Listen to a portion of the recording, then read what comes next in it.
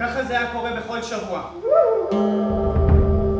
קודם היינו שומעים את הצעקות על הבושה שאמא המיתה על אבא.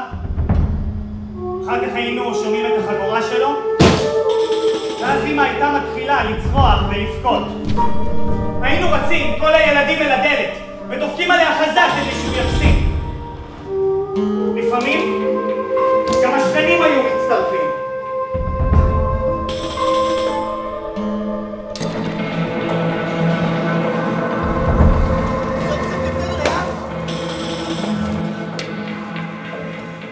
רק כשגדלנו, הבנו שהוא בעצם מעולם לא נגע בה.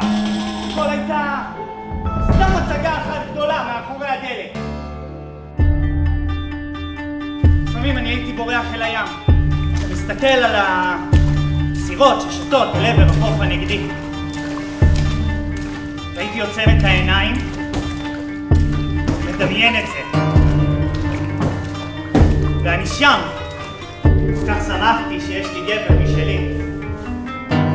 גבר שבא מעולם אחר ממני. גבר שדואג לי. גבר שמלמד אותי. אני הייתי מספר לו הכל.